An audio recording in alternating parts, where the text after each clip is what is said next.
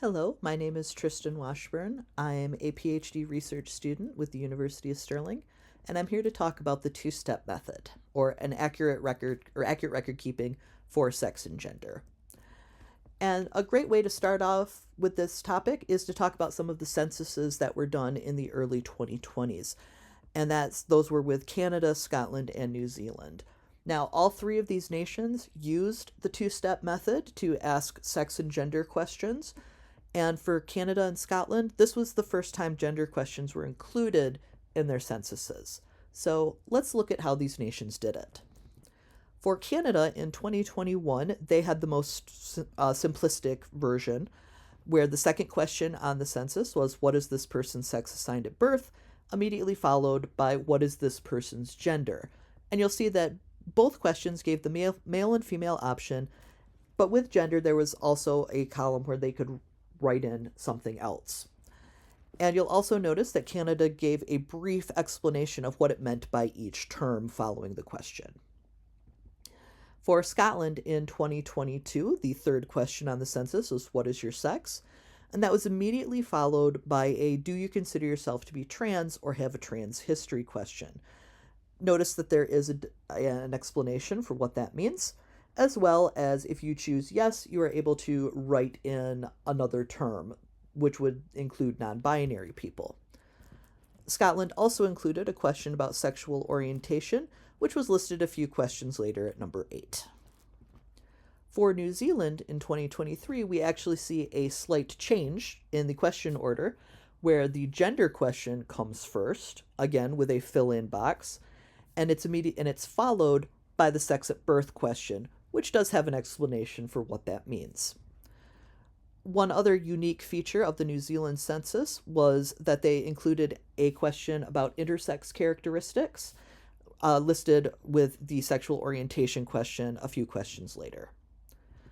So now that we've seen some examples of the two-step method in action, let's actually take a brief side tour and talk about what makes these questions not work. So here are some bad examples. Listing transgender as a gender option is not a good thing to do. You can see here a couple of questions that try to do this, and trans people are not going to choose the transgender option when it's listed. So while these questions were probably trying to be inclusive, they don't work out in the real world. Another thing that doesn't work is making your questions overly worded or complicated, like this one.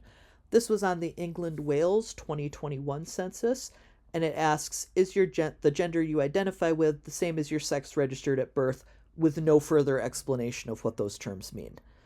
So for someone who is unfamiliar with the language and dialogue around sex and gender questions, this question is very confusing, and it did cause a lot of problems with the England-Wales census. It's also worth pointing out that it is question 27, and the question about sex is number 3. So there's a lot of information between the two questions. We ideally would want them right next to each other.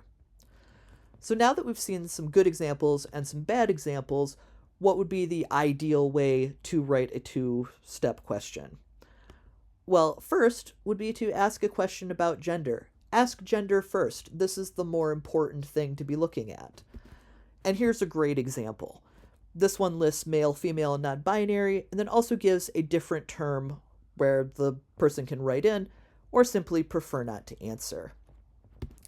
And step 2 would be to ask about a trans history. We see the Scottish question again, as well as another one which is even more streamlined, where it simply asks gender, male, female, non-binary, fill in, and would you describe yourself as transgender? Recognizing that transgender is an adjective to describe gender rather than a gender in and of itself. And you may notice that there aren't any questions about sex here, because realistically, the only people who need to know about sex at birth are either the census or your medical provider, which we can see here with the NHS questions. And you may be asking, why is this important? Well, right now, it's a very scary time to be trans or gender nonconforming with information being erased, and now more than ever, we need accurate record keeping for this population. Thank you very much.